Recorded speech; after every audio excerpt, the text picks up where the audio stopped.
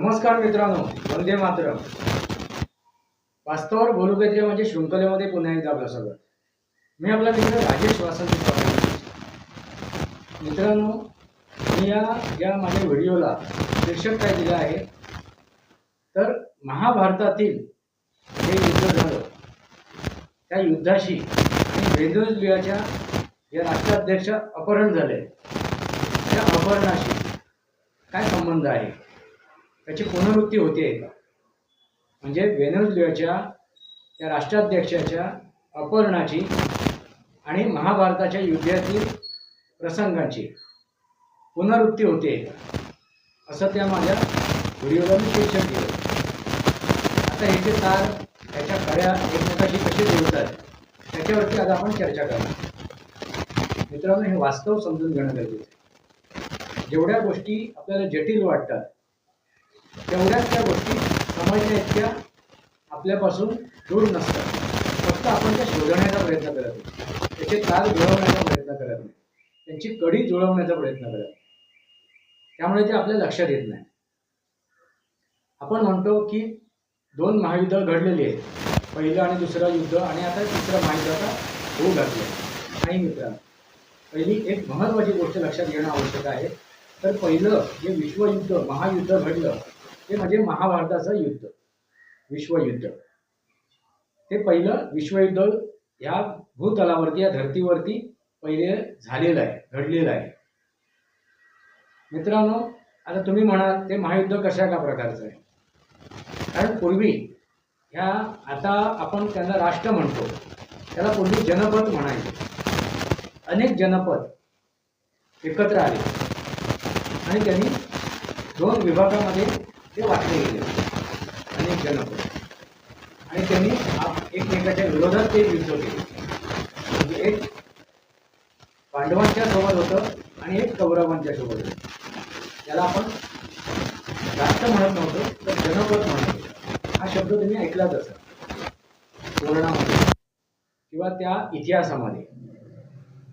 मित्रांनो, त्या महाभारतामध्ये हे जे जनपद आपण म्हणतो त्याचा उल्लेख करतो तेच म्हणजे राष्ट्र, अनेक राष्ट्र.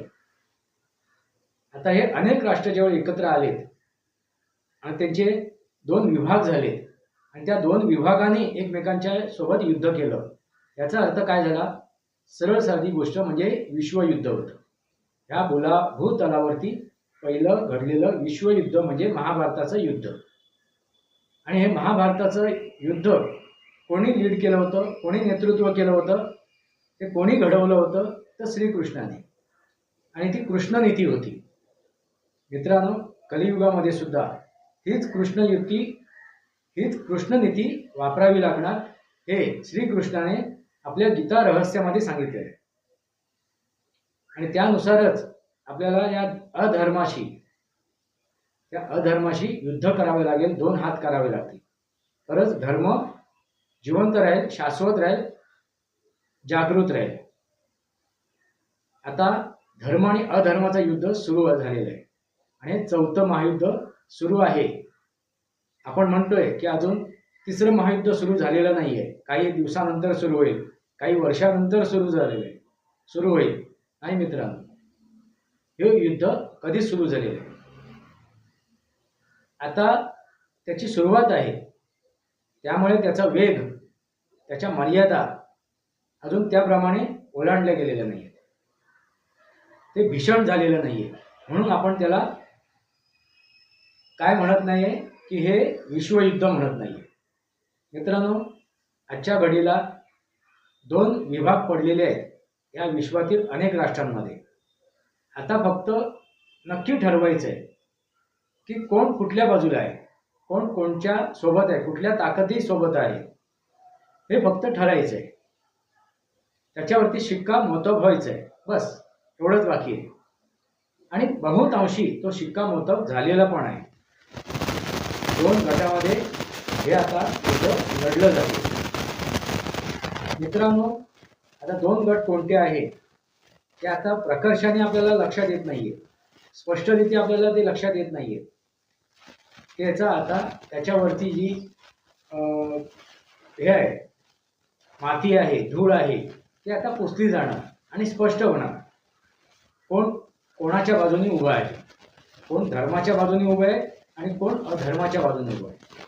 मित्रांनो, कोणतंही युद्ध असो, मग ते स्थानिक पातळीवर असो, एखाद्याच्या घरात असो, दारात असो, कुठेही असो, ते युद्ध जे लढलं जाते एकमेकाच्या विरोधात, त्याच्यामध्ये दोनच प्रकार असतात, ते म्हणजे धर्म आणि अधर्म. आता हे धर्म आणि अधर्माचं युद्ध सुरू झाले आणि आता जी एक नुकतीच घटना घडलेली आहे, त्या घटनेचं तुम्हाला माहिती असणारच. ही घटना कोणती, तर व्हेनेझुएलाचे राष्ट्राध्यक्ष यांचं अपहरण झाले. आता हे अपहरण जे झालंय ना मित्रांनो, तेच महाभारतातील एका प्रसंगाशी मिळतं जुळत आहे. त्याची कडी त्या महाभारतातील एका प्रसंगाशी जुळते, त्याचे धागेदोरे तिथपर्यंत पोहोचलेले आहेत. हेच मी तुमच्या नजरेसमोर आणून देतोय, हे वास्तव तुमच्या लक्षात आणून देतोय, म्हणजे तुमच्या लक्षात येईल हे चौथं महायुद्ध कसं काय आणि या चौथ्या महायुद्धाला सुरुवात झालेली आहे हे तुमच्या लक्षात येईल. मित्रांनो, पहिल्यांदा ती घटना आपण समजून घेऊ. अमेरिकेच्या राष्ट्राध्यक्षाने एक निर्णय घेतला आणि त्या निर्णयातून त्यांनी व्हेनेझुएलाच्या राष्ट्राध्यक्षांचं अपहरण केलेलं आहे. त्या व्हेनेझुएलाच्या देशाबरोबर, त्या राष्ट्राबरोबर त्यांनी युद्ध छेडलं, पण युद्ध केलं नाही, प्रत्यक्षात युद्ध केलं नाही. मित्रांनो, लक्षात घ्या. आणि युद्धामध्ये हरवून त्यांना जेरबंद करून आणलेलं नाहीये, तर एक कूटनीती, एक षडयंत्र आखून त्यांनी त्या व्हेनेझुएलाच्या राष्ट्राध्यक्षांचं अपहरण केलेलं आहे, त्यांना जेरबंद केलेलं आहे. आणि हीच घटना नेमकी त्या कायद्याचे, त्या नियमाचं उल्लंघन करणारी, जो कायदा नियम युनोने आखलेला आहे, या जगामध्ये शांती प्रस्थापित राहावी, प्रत्येक देशाला, प्रत्येक राष्ट्राला आपल्या विचाराने, आपल्या निर्णयाने, आपल्या कायद्याखाली, आपल्या नियमाखाली आपलं राष्ट्र चालवण्याची त्यांचा अधिकार त्यांना मिळायला हवा. तो अधिकारच काढून घेतलेला आहे. जबरदस्तीने जाऊन त्यांनी त्या राष्ट्राध्यक्षाचं अपहरण केलेलं आहे. उदाहरणार्थ मित्रांनो, एखादा गुंड किंवा एखादा माफिया एखाद्या प्रॉपर्टीसाठी किंवा एखाद्या गोष्टीसाठी, त्या प्रॉपर्टीचा, त्या विषयाचा जर एखादा मालक असेल, त्याचं जबरदस्तीने जाऊन अपहरण करतो, दहशतीखाली, आपल्या ताकदीच्या प्रभावाखाली. मित्रांनो, हे तो कधी करतो, ज्यावेळी शासन आणि प्रशासन त्याला साथ देत असते. लक्षात आलं का? शासन आणि प्रशासन त्याला साथ देत असते, त्याच वेळी तो माफिया किंवा तो गुंड ही कारवाई करायला धजवतो. आणि त्याच प्रकारे ही घटना घडलेली. शासन प्रशासन धाब्यावर बसवून ही केलेली घटना आहे. शासन प्रशासनाला आपल्या खिशात घालून ही केलेली घटना आहे. दुसरी महत्वाची गोष्ट मित्रांनो, की व्हेनेझुएलामध्ये चीनचे सुद्धा असेट होते आणि रशियाचे सुद्धा असेट होते. असा असून सुद्धा, त्यांचे अधिकार असून सुद्धा रशियाने सुद्धा आणि चीनने सुद्धा त्याच्यात हस्तक्षेप केलेला नाही. ते सुद्धा मूग गिळून गप्प आहे. मित्रांनो, हीच एक रणनीती आहे आणि ही रणनीती समजून घेणं आवश्यक आहे. हे का घडलं, कोणी घडवलं, कोणाची ही रणनीती आहे. मित्रांनो, भले ट्रम्प तात्याने हा निर्णय घेतला, आणि हा निर्णय का घेतला, तर ते डेस्परेट झाले होते. त्यांना एक जो पुरस्कार मिळवायचा होता, प्राप्त करायचा होता, तो त्यांना मिळाला नाही जागतिक लेवलचा. लक्षात आलं का? आहे का माहिती तुम्हाला तो पुरस्कार? जरा कमेंट बॉक्समध्ये लिहा कोणता पुरस्कार. तो पुरस्कार त्यांना प्राप्त झाला नाही, मिळवता आला नाही, साध्य करताना आला नाही. त्यामुळे ते थोडेसे काय झाले, डेस्परेट झाले. ते राजकर्ते नाही आहे, ते व्यापारी आहेत, ते व्यावसायिक आहेत. त्यामुळे राजकारण हे त्यांना कळत नाही. आणि ह्याचाच फायदा उचलला. कोणी उचलला? तर भारताने. आणि ही कृष्णनीती वापरलेली. आणि कृष्ण नीती वापरून भाग पाडलेला आहे. त्या ट्रम्प तात्यांना तो निर्णय घ्यायला भाग पाडलेला. ते डेस्परेट झाले होते आणि जगाचं लक्ष कुठेतरी डायव्हर्ट करायचं आणि अशा कमजोर देशावरती आपण आघात घालून असा काहीतरी प्रकार करायचा की जगाला आपली ताकद दाखवून द्यायची. बघा, आमचं जर ऐकलं नाही तर आम्ही त्या देशात जाऊन त्या राष्ट्राध्यक्षाची उचलबांगडी करू शकतो, त्यांना आम्ही कैद करू शकतो. मित्रांनो, ह्याच भ्रमामध्ये त्या तात्या ट्रम्पने घेतलेला हा निर्णय आहे. आता ते त्यांना कळून चुकलेलं आहे की आपण हा निर्णय घेतला, आपण आता फसलेलो आहे. आता ना उगल सकता है ना निगल सकता है. तो बाण सुटला त्या गांडीवमधून, अर्जुनाचा गांडीव धनुष्य, तिथून सुटलेला बाण परत परतून येणार नाही. आता हे कळून चुकलेत तात्यांचा, ट्रम्प तात्यांना. पण ही नीती कोणी वापरली तर भारताने म्हणजे भारताचे राष्ट्रप्रमुख पंतप्रधान नरेंद्र मोदीजी यांनी.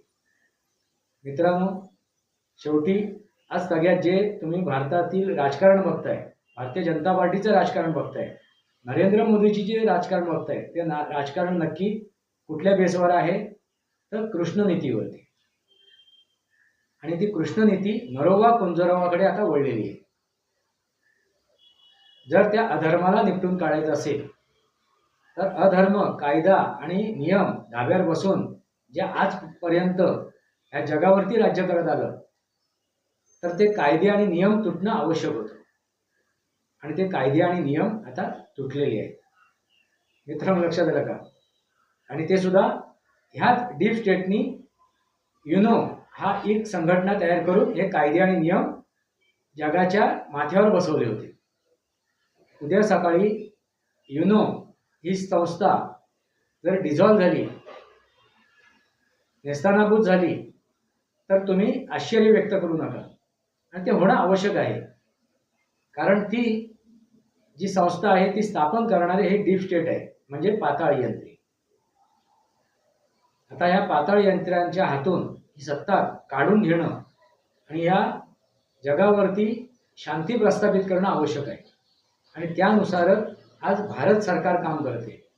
म्हणून नरेंद्र मोदीजींना जागतिक लेवलचे लीडर म्हटले जातात, नेते म्हटले जातात. हे नेतृत्व त्यांनी स्वीकारलेलं आहे आणि या नेतृत्वाचा हा एक परिभाग आहे आणि तोच लक्षात घेणं आवश्यक आहे. मित्रांनो, ही रणनीती म्हणजे कृष्ण नीती आणि ही कृष्ण नीती समजून घेणं आवश्यक आहे. आता आपण महाभारतातील त्या प्रसंगाकडे येऊया. महाभारतातील प्रसंग कोणता आहे?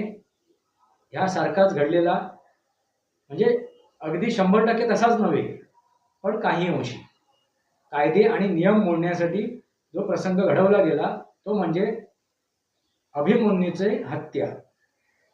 चक्रव्यूह रचून अभिमन्यूची हत्या करण्यात आली. हा नियम, त्या महाभारताचे नियम, ते कायदे कधी मोडीत निघाले? ज्या वेळेला अभिमन्यूची हत्या झाली त्या चक्रव्यूहामध्ये अडकून. ही रणनीती सुद्धा कोणी आखली होती तर खुद्द श्रीकृष्णाने. ती आवश्यक होती. एखाद्याचा बळी देऊन, तो बळी देणं आवश्यक होतं, त्या अभिमन्यूचा बळी देणं आवश्यक होतं, कारण ते कायदे आणि नियम तुटणे आवश्यक होतं. अन्यथा तो अधर्म हावी होत होता आणि त्या हावी झालेल्या अधर्मामुळे धर्माची हानी होणार होती, अतोनात हानी होणार होती. ती रोखण्यासाठी हा नियम तोडला गेला, तोडण्यास भाग पाडला अभिमन्यूचा बळी देऊन. तशीच ही घटना घडलेली आहे. युनेचे जेवढे कायदे नियम जे होते ते धाब्यावर बसून त्या ट्रम्प तात्यांनी अगदी आवेशाच्या भरात येऊन ह्या व्हेनेझुएलाच्या राष्ट्राध्यक्षांचं अपहरण केलं, अगदी गुंडासारखं. लक्षात आलं का? एक गल्लीतल्या गुंडासारखं. आता ते का करू शकले तर त्यांच्या मागे कायदा आणि नियम सुद्धा होता, म्हणजे शासन आणि प्रशासन सुद्धा होतं आणि इतर राष्ट्राध्यक्ष सुद्धा होते. आता मित्रांनो, या कारवाईमध्ये रशियाचे राष्ट्राध्यक्ष काही बोलले नाही, चीनचे राष्ट्राध्यक्ष काय बोलले नाही. जे जागतिक पातळीचे जे बलाढ्य राष्ट्र आहेत त्या बलाढ्य राष्ट्रातील नेत्यांनी, त्यांच्या अध्यक्षांनी, राष्ट्राध्यक्षांनी मुखाचूक केलं नाही. कारण ही घटना घडून देणं आवश्यक होतं. लक्षात आलं का मित्रांनो, काय नक्की घडलंय ते? हेच ते चौथ्या महायुद्धातील, महाभारतातील एका पर्वाशी जोडलेले कनेक्शन आहे, ती कडी आहे. हे लक्षात घेणं आवश्यक आहे. आता ज्या काय घटना घडतील यापुढे, त्यावेळेला अमेरिका कोणालाही रोखू शकणार नाही. ते डीप स्टेट कोणालाही रोखू शकणार नाही. ते युनो कोणालाही रोखू शकणार नाही. उद्या सकाळी जर त्या मुनीरला भारताने उचलून आणलं किंवा तिथल्या त्या आतंकवाद्यांच्या म्होरक्यांना जर उचलून आणलं तर त्याच्यामध्ये अमेरिका हस्तक्षेप करू शकणार नाही. असंच आता जर रशियाने उद्या झेलेन्स्कीला उचलून नेलं तरी सुद्धा अमेरिका त्याच्यात हस्तक्षेप करू शकणार नाही. तसंच चीनने सुद्धा तायवानच्या राष्ट्राध्यक्षाला उचलून आणलं तर अमेरिका त्याच्यात हस्तक्षेप करू शकणार नाही. कारण पहिले नियम कोणी तोडलेत तर अमेरिकेने. लक्षात आलं का? ज्यांनी हे कायदे बसवलेत, ज्यांनी हे कायदे केलेत, ज्याने हा युनो निर्माण केला, ही संस्था स्थापन केली, त्यानेच पहिल्यांदा हे कायदे नियम तोडलेले आहेत. म्हणजे महाभारतातील अभिमन्यूची जी हत्या झाली तोच हा एक प्रसंग आहे. तो म्हणजे व्हेनेझुएलाच्या राष्ट्राध्यक्षाचा अपहरण, म्हणजे थोडक्यात ही हत्याच झाली. अशा कसली हत्या झाली? त्या कायद्यांची आणि नियमांची हत्या झाली. लक्षात घ्या, त्या कायद्यांची आणि नियमांची हत्या झाली. त्या शासनाची आणि त्या प्रशासनाची हत्या झालेली. आणि ह्या हत्येमुळे आता कुठलाही राष्ट्राध्यक्ष येऊन आता सांगू शकत नाही की तुम्ही हे कायदे आणि नियम तोडू नका म्हणून, या कायद्यानुसार, या नियमानुसार चाला म्हणून. मित्रांनो, लक्षात आलं का? आणि हे चौथं महायुद्ध प्रारंभ झालेलं आहे. आणि ह्या प्रारंभ झालेल्या चौथ्या महायुद्धामधील एक पर्व आहे. ते पर्व लक्षात घेऊन पुढच्या युद्धाची जी काय सुरुवात झालेली आहे, जी काय नांदी उठलेली आहे, ते लक्षात घ्या. आणि ते भीषण किती असणार आहे. कारण त्या घटनेनंतर, त्या अभिमन्यूच्या हत्येनंतर जे काही युद्ध भीषण घडलेलं आहे, ते घडलेलं भीषण युद्ध जगासमोर आहे त्या महाभारतातील. तसंच आता भीषण युद्ध पुढे सुरू होईल. आणि त्या युद्धामध्ये कोणाची काय वाताहत होईल, कुठल्या अधर्म्याची किती वाताहत होईल, कशी वाताहत होईल, कसं काय नामोनिशाण मिटलं जाईल, हे सांगता येत नाही. मित्रांनो, म्हणून श्रीकृष्णाने जे गीता रहस्य सांगितलं आहे, त्या गीता रहस्यामधून जे मार्गदर्शन केलेलं आहे हे महत्त्वाचं आहे. कारण कलियुगाला त्यावेळी सुरुवात झाली होती, मुक्तीच सुरुवात झाली होती. आणि या कलियुगामध्ये या गीता रहस्याला महत्त्व एवढ्यासाठीच आहे कारण एका मर्यादेनंतर नरोवा कुंजरोवा करणं आवश्यक आहे. म्हणजे जैसो को तैसा और हिजडे को पैसा, जशास तसं करणं आवश्यक आहे. म्हणजे अहिंसा परमो धर्म धर्महिंसा तदत्वचे. शेवटी धर्माचं संरक्षण करण्यासाठी शस्त्र हातात घेणं आवश्यक आहे, हे श्रीकृष्णांनी सांगितलेलं आहे. आणि त्याच धर्तीनुसार आता हे चौथं महायुद्ध लढलं जाईल. त्याच्यात नीती कोणाची असणार आहे? ऑफकोर्स कोणाची? तर भारताची नीती, आणि ती सुद्धा कृष्ण नीती. आणि हे भारतवर्ष परत एकदा प्रस्थापित होईल या भूतलावरती. त्यावेळी सुद्धा ते भारतवर्ष प्रस्थापित होतं. भारत हा एक जमिनीचा तुकडा नाही आहे. भारत हा एक भूभाग नाही आहे. तर भारत हे एक संस्कृती आहे, एक संस्कार आहे. आणि त्या जनपदामध्ये होतं. जेवढे जनपद या पृथ्वी तलावरती होते, ज्याला आता आपण राष्ट्र म्हणतो, त्या राष्ट्रांमध्ये, त्या जनपदांमध्ये काय होतं? भारतवर्ष होतं. भारताची संस्कृती आणि संस्कार होते. फक्त त्याच्यात अधर्माने मान वर केली, अधर्म पराकोटीला गेला, त्यासाठी ते युद्ध लढलं गेलं. पुढच्या येणाऱ्या काळात धर्म आणि अधर्माचं आपण विभाजन करू शकू, धर्म आणि अधर्म ओळखू शकू, यासाठी ते युद्ध लढलं गेलं आणि गीता रहस्य सांगितलं गेलं. हेच ते वास्तव आहे आणि हीच ती त्या दोन गोष्टीतील, दोन प्रसंगातील कडी आहे. यांचं हे काय आहे, एकमेकांची साम्यता आहे. म्हणून मी त्या प्रकारे त्याचा उल्लेख केलेला आहे की व्हेनेझुएलाच्या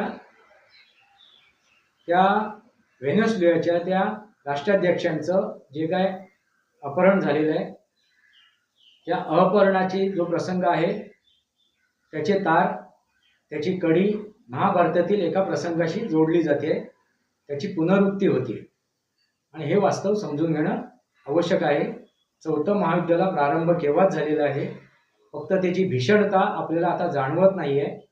ती हळूहळू तुमच्या लक्षात येईल, ती भीषणता तुम्हाला जाणवेल सुद्धा. आणि त्याला कारण काय आहे, ही भौगोलिक परिस्थिती, ही जी खगोलीय परिस्थिती आहे, ज्याला ज्योतिषशास्त्र म्हणतो आपण, जे या ग्रहांचं भ्रमण आहे, या ग्रहांची स्थिती आहे, त्यानुसार प्रत्येक मानव जीवनावरती, प्रत्येक प्राणी जीवनावरती, त्याच्या मनावरती त्या ग्रहांचे परिणाम होत असतात आणि मग ते योग्य किंवा अयोग्य निर्णय घेत असतात. आणि त्याच प्रकारे हे राष्ट्राध्यक्ष कुठले, अमेरिकेचे डोनाल्ड ट्रम्प यांच्यासुद्धा मनावरती आणि तनावरती ह्या ग्रहताऱ्यांचे परिणाम झालेत आणि त्यांनी कळत नकळत हे अधर्म करून ते मोकळे झाले. लक्षात आलं का? आणि ह्या अधर्मामुळे डीप स्टेट उघडं नागडं पडलेलं आहे आणि ह्याच डीप स्टेटनी त्यांच्यावरती सुद्धा आत्मघाती हल्ला केलेला आहे निवडणुकीच्या दरम्यान. त्यामुळे काही अंशी ते डीप स्टेटचं ऐकतायत, सुश्रीबाई तुझं पाठ मऊ. आणि त्याच अनुषंगाने आज डीप स्टेट ते पाताळ यंत्री उघडे नागडे पडत आहेत, त्यांचं वसरण होते आणि हे आवश्यक आहे. हे जगासमोर येणं आवश्यक आहे, त्यांचे मुखवटे उतरणं आवश्यक आहे. निमित्त मात्र हे डोनाल्ड ट्रम्प आहेत. आणि हे सूत्रधार कोण आहेत, तर नरेंद्र मोदीजी, ग्लोबल लीडर, जागतिक लेवलचे नेते. हे समजून घेणं आवश्यक आहे. भारत सध्या पूर्ण जगाचं नेतृत्व करते आणि या नेतृत्वाचं सूत्रधार कोण आहेत, तर नरेंद्र मोदीजी. हेच ते वास्तव आहे. वास्तवावर बोलू काहीतरी, वास्तवावर बोलू काहीतरी. माझ्या शृंखलेला सबस्क्राईब करा, बेल आयकॉन दाबा. माझे विचार पडसे लाईक करा, आपले विचार कमेंट बॉक्समध्ये मांडा. तुर्तास इतकंच. भारत माता की जय, वंदे मातरम. जय भारत, जय महाराष्ट्र, जय सनातन.